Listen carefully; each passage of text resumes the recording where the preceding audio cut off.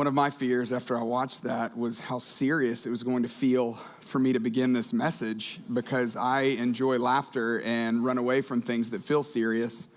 But the truth is, all of us recognize how serious that is because all of us have fears, right? I mean, every single one of us. In fact, there are a few of you, and we've taken your names down, that had your light up the entire time.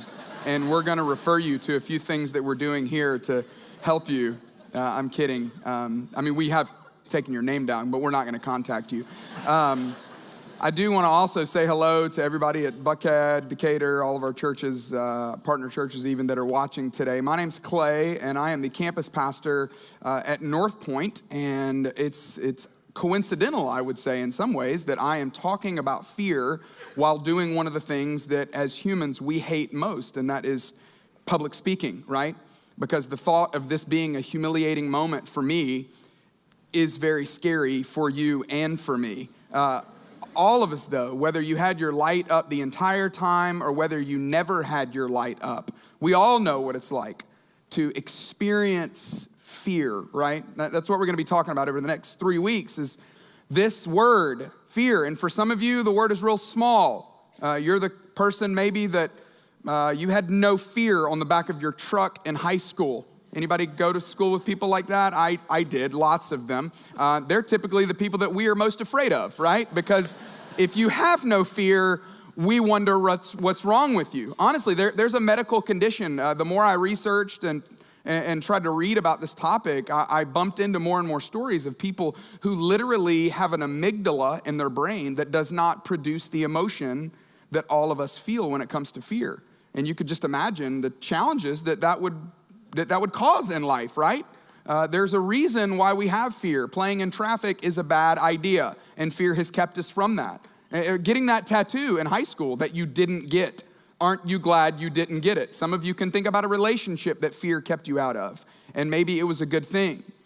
But if you have zero fear, honestly, I don't think this series is for you. I would also say, though, if you have this amount of fear, if you are overwhelmed by fear, I'm talking to the point where if you didn't take your medication today, you would be in a fetal position curled up in the corner of the room. Well, some of you would say, well, I wouldn't even have been here. I wouldn't be watched today because I can't function because I have so much fear. I just also want to let you off the hook. We do want to help, and I believe there are a lot of ways, if that's you, that we can help. But I don't know that this series is going to be that helpful for you either. No, this series really is for those of us who have just the kind of the middle 80% of life. You know, we've got just the normal, everyday fear.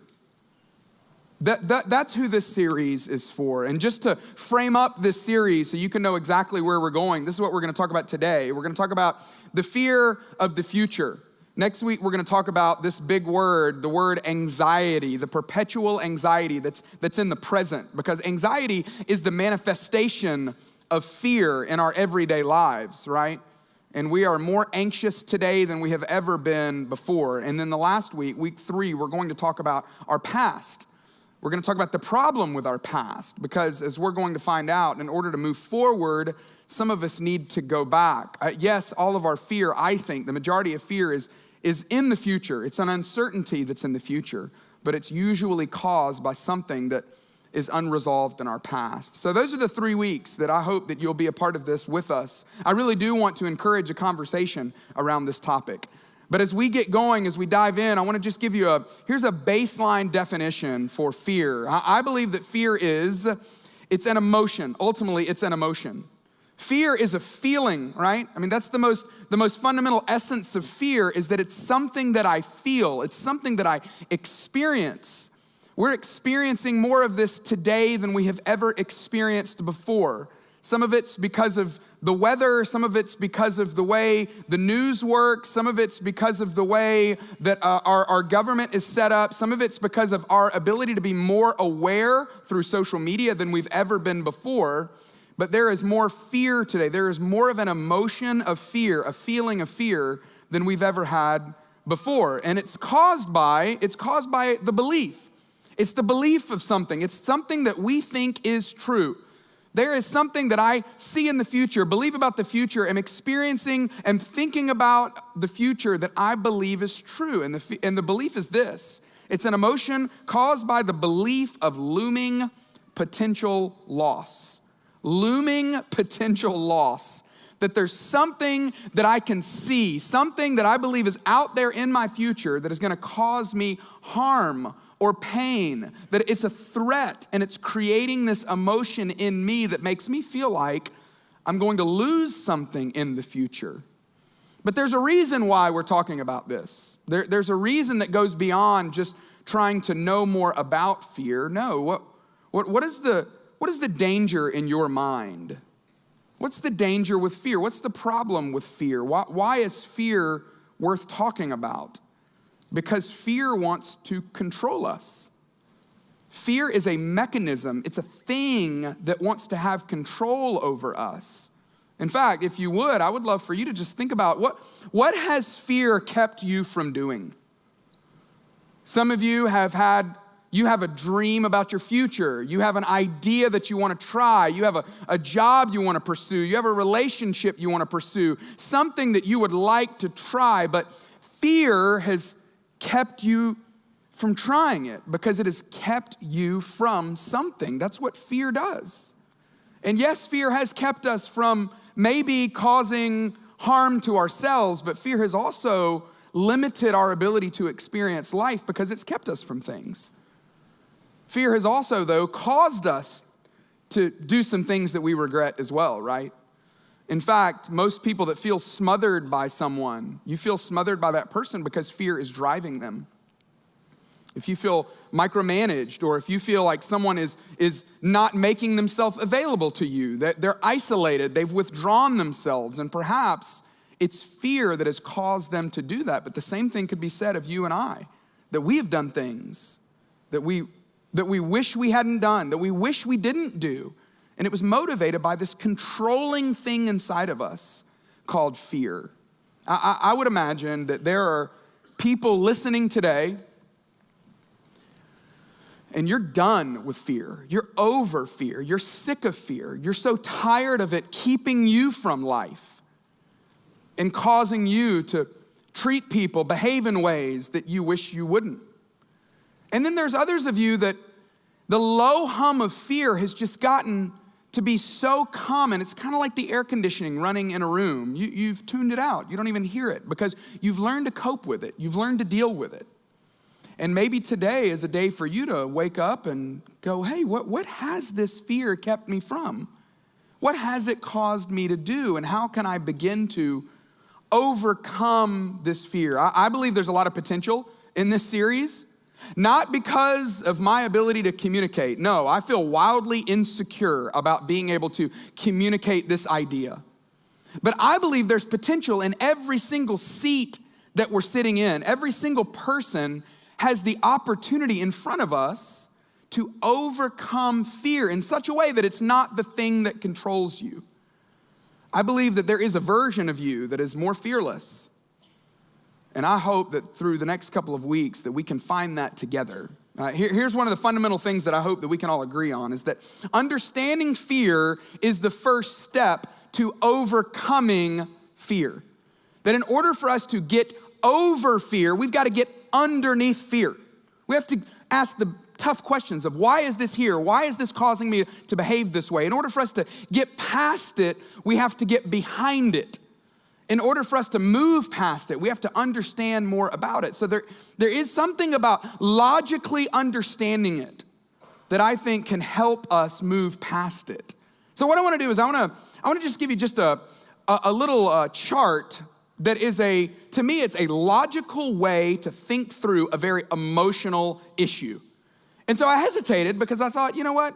This is too emotional. We could tell story after story that would compel us all, but I believe the best use of our time is to help us understand more about it so that we can begin to overcome it in our own life. As I was researching, I bumped into a psychologist that had just written a few articles, but in one of the articles that he wrote, his name is Carl Albrecht. He wrote about the hierarchy of fear, that there is a hierarchy. And for me, it's the most helpful explanation of fear that I have found. And so I would love to just show it to you over the next few minutes, and I hope that you'll be able to interact with it in your mind and find exactly where your fears are on this fear archy. Get it? A fear hierarchy, otherwise known as a feararchy. No? I thought that would do better than it did. Here's the way it looks. In this pyramid of fear, we have 4 big categories. There is extinction. There is autonomy. There is separation. And I have spelled this word wrong a few times, and so I'm very particular. That is an A, okay? Not an E. Very important. And then there's ego. And as we're talking about this, I want you to think about these 2 words. Future loss. Because all of these categories of fear represent something that we're going to lose in the future. So let's just write down some of the most basic ones. When it comes to extinction, we're talking about the most fundamental, basic challenge of fear is that we all fear what? Death. Yes. None of us like to die. In fact, I heard this comedian talking about the fear of snakes. And he said he was at this military base where they said, hey, we have a lot of snakes here. He was traveling overseas, speaking to a group of men and women in the military. And they said, if you do get bit by a snake, make sure to grab the snake and bring it with you to the hospital. And he said, who told you to say that? The snake? Did the snake tell you to tell me that? Because if I did that, I would just get bit 30 more times. Exactly, right? See, when you think about your fear of snakes, what are you so afraid of? Dying? I mean, that's pretty legitimate. That's my fear of snakes. Some of you are like, well, it's just a garden snake. It won't kill you. No, I will die just at the thought of getting bit by snakes. For some people, that's their fear of heights, right? For some of you, that's why you hate flying. You know, you sat with a counselor one time and the counselor said, hey, what's the worst thing that could happen? The plane could crash and I could die. That's a pretty legitimate fear, right? Let's move up from there. Let's talk about autonomy. I want you to think about this a second, but all of us love the idea that we are self-directed, that I determine what I'm going to do today. In fact, if any one of you, if you wanted to turn this off, if you wanted to get up and walk out, you have the freedom. It might be a little bit embarrassing for you, or you might have to face a little bit, but nonetheless, you could do that. And so that allowed you to come today. That allowed you to participate with this today. That there's something to me about economic loss. In fact, the feeling of losing our job or the economy tanking, whatever that fear is in all of us, a lot of it is connected to our sense of losing our autonomy, not being able to be self-directed and self-determined and being able to make my own way. Have you ever thought about people who hoard things? Honestly, this is a significant challenge for a lot of people in our world, right? We are building more and more storage for our stuff. And one of the fears of hoarding, one of the things that motivates hoarding is, what if I needed it, but I don't have it because I threw it away? It's a loss of autonomy that I'm not as in control as I am. You know, this is interesting to me, but have you ever met anyone who fears not driving? It's amazing to me because there are some people who actually fear driving. They fear dying and they don't want to drive. But then there are some people who fear not driving and they have to be in control. You know what? I'll just meet you there, is what people often say, because I need to bring my own car in case I were to have to leave. It's why some people have claustrophobia, because they don't like the idea of being in stuck quarters where I can't control myself. Being able to leave or not. It has nothing to do with me being able to control myself. That's different. Separation. When you think about this idea of separation, that there are people who fear being single or being alone or being divorced, or I think this is primarily what motivates the loss of a loved one. Very sincere fear that all of us have is, what if she dies? What if he dies? What if something happens to him? I think this is one of the things that motivates the way we have removed monkey bars from playgrounds, right? Do you realize this? That we are very protective with our kids now. Some of you are like, oh yeah, when I grew up, we used to ride in the back of the station wagon with no seat belts. Now we put helmets on our kids no matter what they're doing in life, right? And a lot of it is motivated by a fear of separation, of what would happen if something happened to them. And I don't think I could make it if something happened to them. And so it creates oftentimes a lot of helicopter parenting. But that's not the only fear, I think, that motivates helicopter parenting. Sometimes it's also the fear of, and this is in the ego category, the fear of failure. If my kid didn't make it, what would that say about me? What would it say about my ego if my child didn't go to the school that I would want them to go to? See, we have a fear of failure. We also have a fear of being insignificant, or a fear of humiliation, which is the way I would feel if I misspelled humiliation. But that is a significant fear, right? Have you ever heard what Seinfeld says about the two greatest fears that we have as humans? I think this is fantastic. He says, well, you know this, research has said that the two greatest fears are the fear of death and the fear of public speaking. And the fear of public speaking is more common than the fear of death even, which I think makes a lot of sense. His punchline is, which basically says that people would rather be in the casket than speaking at the funeral, which is kind of funny when you think about it. But it does fit with this paradigm. It fits with the idea that the fear of death, obviously, is the fear of extinction, that we would lose life somehow. But the fear of public speaking is the fear of humiliation, or the fear of failure, that I would stand up in front of people and not be able to do a good job, and it would be embarrassing to me. And it's interesting how, as primal as this is, these are the most complicated fears that we have. The fear of not just losing our life to death, but the fear of not really being able to live. And this is the hierarchy, I think, of fear. So why is that important? Why is it important to even logically try to understand fear? Because what it does is, I think it helps us see that fear is actually a thing seeking control. And I specifically chose the word thing. That it's this thing that's seeking control. It's this thing in us that wants control. And there's something about thinking about fear that way that helps us get past it. When we disassociate from fear, we can begin to see it for what it is and deal with it how we should. Getting outside of it allows us to start seeing fear and all of the companion emotions that we'll talk about in the series as basically information. Then we can start thinking about them objectively, consciously. We can disassociate from them. I genuinely believe that the more clearly, the more calmly we can articulate the origins of our fear, the why behind our fear, the more we can understand it, the less our fears will frighten us, and then therefore, the less they will control us. Now, see, this is what counselors, any counselor, no matter what they believe about God, this is what counselors would try to do with us, is they would try to say, hey, let's get behind your fear. But I want to do more than that. I want to take it a step further. I do think it's very important for us to understand our fear, but I think there's something else we have to do to really overcome our fear. There's a word that over and over again throughout the story of the church, throughout the story of the life of Jesus that people wrote about him, over and over again in the letters people wrote to the early church, there's a word that's associated with fear that it's unusual to me.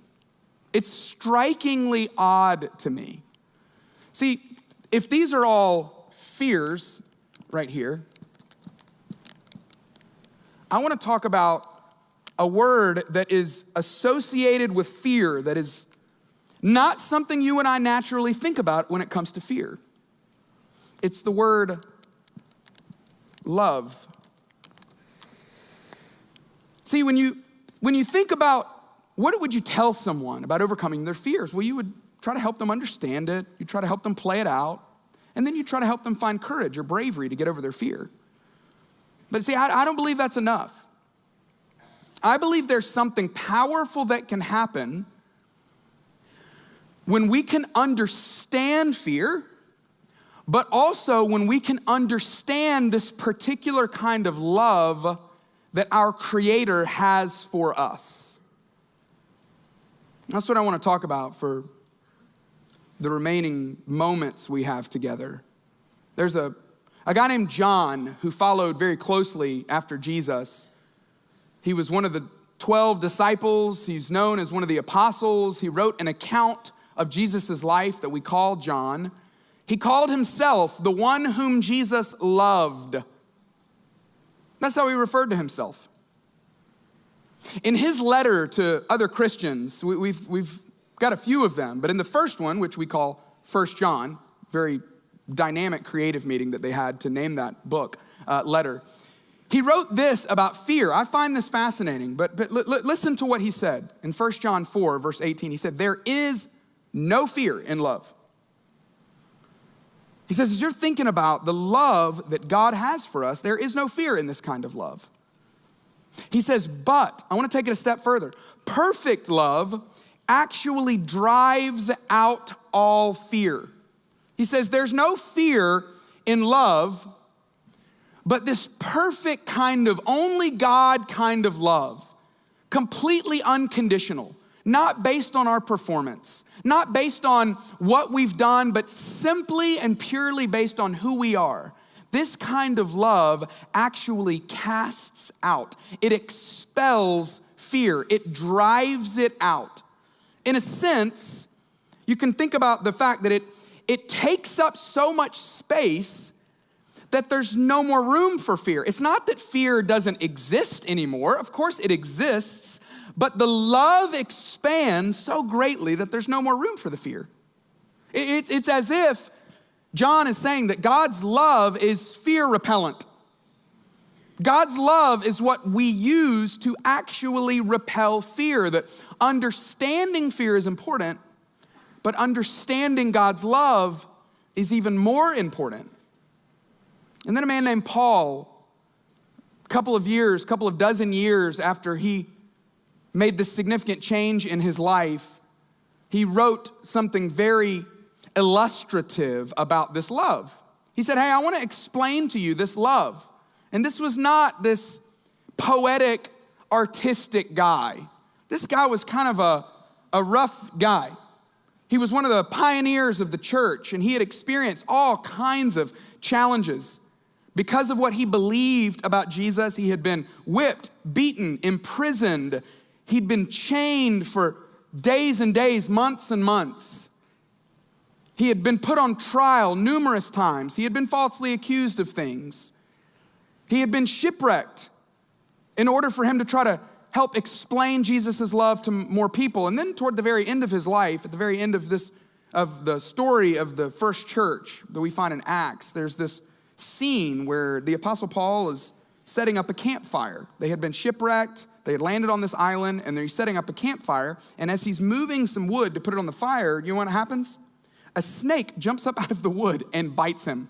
Honestly, I remember reading that for the first time thinking, this guy needs a break, you know? I mean, this guy deserves to catch a break.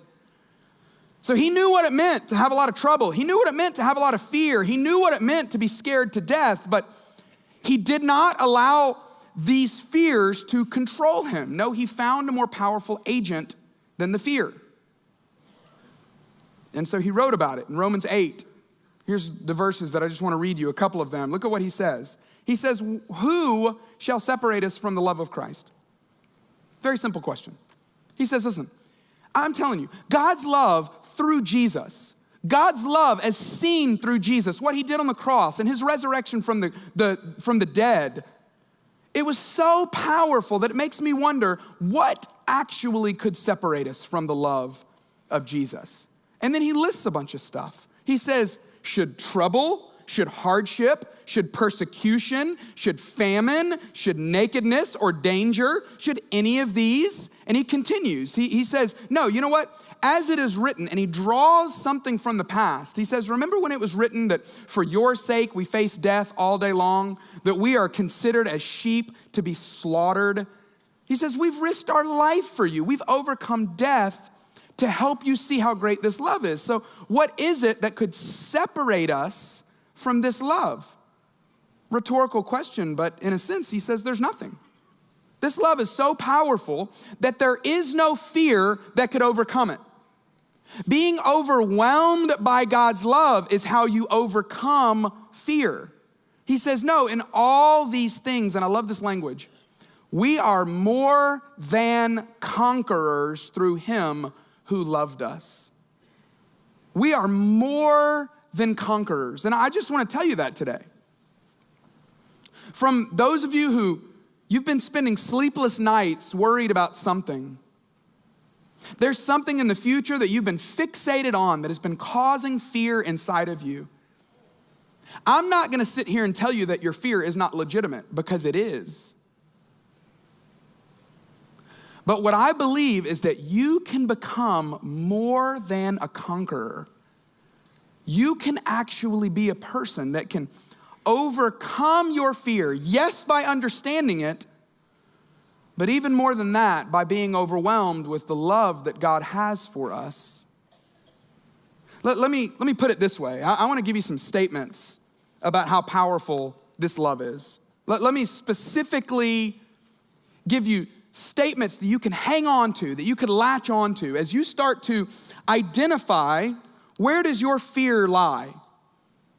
When you think about your fear of death, or your fear of losing your ability to direct your own life, or your fear of being separated from others, or your fear of losing your own ego, I believe God specifically speaks to every one of those. And maybe the only point to your fear is to point you to God's love. Maybe that the way God wants to redeem your fear, make your fear have a purpose, is to point you to his love. And so maybe this will be a reminder to you that God has a love that's greater than any one of these fears. When it comes to our ego, when it comes to the fear of failure, or insignificance, or humiliation, God says, hey, I just want to let you know that you matter. You matter. You have worth. You have value. You matter. It's not based on what you do. It's not based on your performance. You could be publicly humiliated. And as your father, I'm still telling you, you matter. When it comes to the fear of being separated from those that we love, I need to connect these because they're not exactly lining up. So let me do this here. When it comes to being separated from the ones that you love, God says, I'll never leave.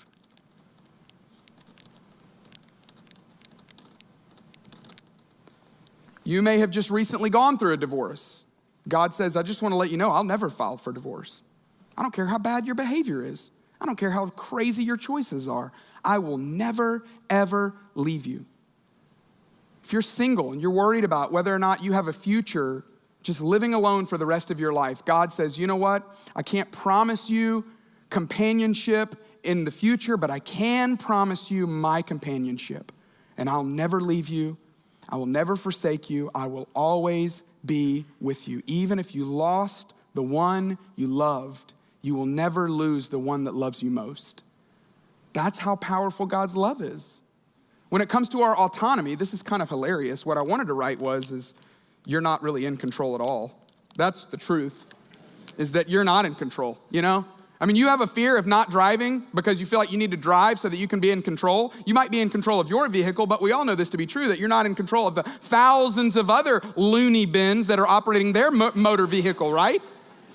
I mean, your fear of economic failure is built on this idea that you somehow control your own economic future anyway. What a joke that is, right? None of us control it anyway. The truth is we're all recklessly out of control. And some of you are going, hey bro, this doesn't help. I'm more scared now than I ever was before. But the truth is that I think God's love is so powerful that he says to people like you and me that are filled with fear for things that are very real, fears that are honestly very real potential looming losses. God says, trust me. He says, you can trust me. I can't promise you nothing bad will ever happen in your life, but I can promise you that you can trust me. Don't make me your co-pilot. Give me the steering wheel. Jesus, take the wheel. Thank you, Carrie. Someone sneezed right when I said that, as if Jesus was sneezing. That was cool. He was perfect. He didn't sneeze. Anyway, extinction. He did sneeze, probably. Extinction. When you think about dying, this is the trump card, but Jesus said, I defeated death. The most primal, most foundational, most fundamental fear that any one of us could have is that one day we will die, which again, slightly hilarious, right? You've seen the death statistic lately. 1 out of 1, we're all going to die, right? But Jesus says it's better than that, though. I've defeated death. I've already defeated it. Death has no power over you. You can live life not riddled by and controlled by fear, because I am a God who says, I have conquered death once and for all. So Paul, in light of all of this, says, what could separate us from the love of God? Absolutely nothing. And then he says this in Romans 8:31. He says, what then shall we say in response to these things? If God is for us, who can be against us? If God is for me, then what or who could be against me?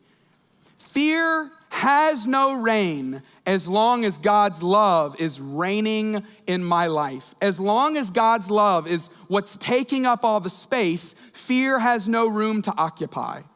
Said another way, if God is for me, there's no fear that can rule me. If God's for me, what fear could rule me? Now see, God's love doesn't just defeat fear. I thought about Sylvester Stallone in Over the Top. Can't believe that movie didn't win an Oscar, right? What an unbelievable idea. A movie about arm wrestling. Brilliant. But nonetheless, at the very end of the movie, you know the end. Spoiler alert, in case you're planning on watching it later today. Sylvester Stallone wins, right? But it's a struggle. It's a struggle, and he barely wins. And some people think that's what God's love does. God's love barely wins against fear. No, the Apostle Paul, who had experienced all kinds of pain in life, he goes, God's love doesn't just barely win. God doesn't just defeat fear. God's love obliterates fear. God's love destroys fear. It's so powerful that fear is deemed completely powerless because of how strong and overwhelming God's love is. See, overcoming fear, it does begin with understanding God's love, but it's more powerful than that. Overcoming fear begins with understanding God's love, but it also begins with embracing God's love. Have you done that? Have you gotten to a place where you believe beyond a shadow of a doubt that there's nothing that could happen to you that could separate you from the love of God? I recently saw a biography on a guy named Jimmy Iovine. He's one of the greatest producers of all time. He's produced some of the greatest bands of all time. He was talking about getting his big break the moment he moved from being an intern to being an engineer in the sound studio. His boss called him one day, said, I need you to come in on a Sunday. He said, I can't. I usually go to mass with my family. Grew up in a Catholic Italian family. He said, no, I really need you to be here. And so he said, okay. And so he showed up, knew it was gonna be a long day. He was rolling his eyes, he was not excited. And he said, hey, I just wanna let you, I wanna ask you a question. Do you think you can move from being an intern to move into the engineer's seat? And he said, yeah, I can do that. And in walks John Lennon. And John Lennon was there all day recording one of his albums. And as Jimmy was being interviewed, he thought, I don't know why I had the confidence to be able to move from being an intern to being an engineer. I think it was because, and he said this phrase, he said, I think it was because my dad had always told me ever since I was a kid that when I walk in the room, it makes the room better. And I just believed it. And I thought about that story in light of today, and what I don't want you to do is to think about what kind of dad you had, or to think about what you're going to tell your kids, because some of you are going to try that line out on your kids later today, and it's great. I suggest it. Some of you already texted them. Hey, you're better just because you're in the room. The room's better. Wait, I messed it up. No, here's what I do want to say though, is that you have a Father in heaven who believes that about you. He believes that the room is better because you're in the room. He believes that everywhere you go, it gets better because you're there. And he says, if you could understand that kind of love, what fear would ever get in your way? What wouldn't you try? What wouldn't you move past? What wouldn't you be willing to let go of? What do you think could be taken from you that would put you in a spiral of despair, that would overwhelm the fact that I love you and I think that every room you walk in is better because you're in the room? You have a Father who believes that about you, but you have to believe that that's true. See, overcoming fear begins with embracing God's love. And God's love doesn't just coexist with fear. No, God's love is so powerful that God's love gives fear something to fear. God's love is actually aggressive. It says, hey, darkness, I'm bringing light. Hey, shadow, there's nothing that you could ever deny.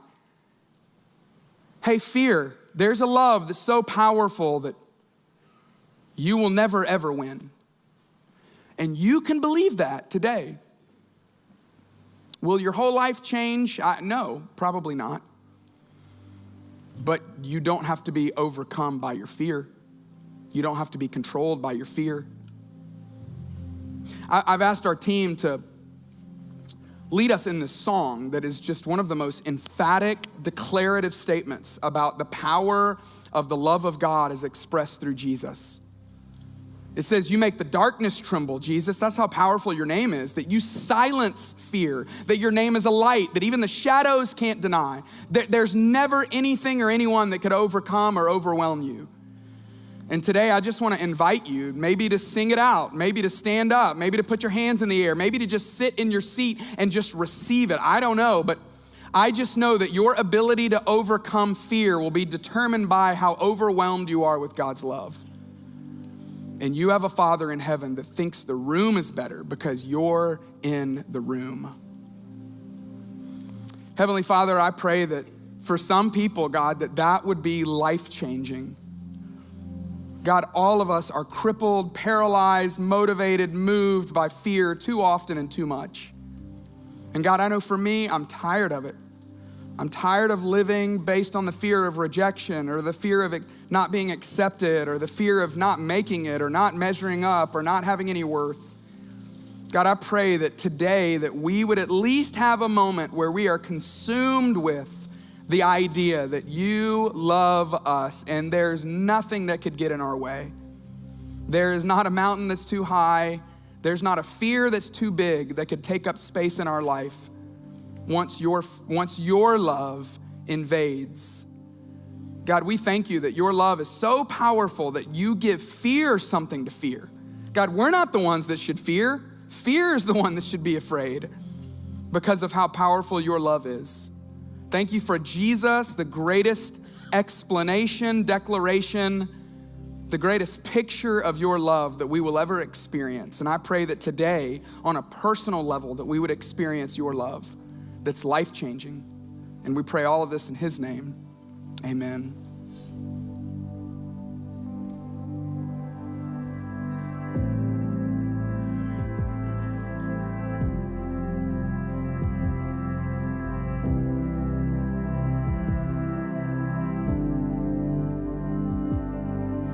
Peace, bring it all to peace. The storm surrounding me, let it break at your name still.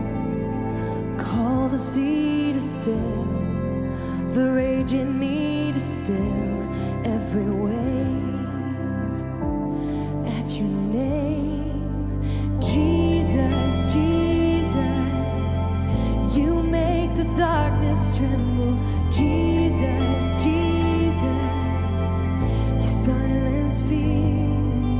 Jesus, Jesus, you make the darkness tremble. Jesus, Jesus, breathe, call these bones to live, and call these lungs to sing once again. I will praise Jesus, Jesus, you make the darkness tremble. Jesus, Jesus, you silence fear.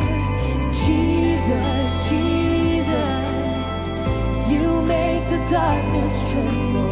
Jesus, Jesus, we're singing it. And Jesus, Jesus, you make the darkness tremble. Jesus,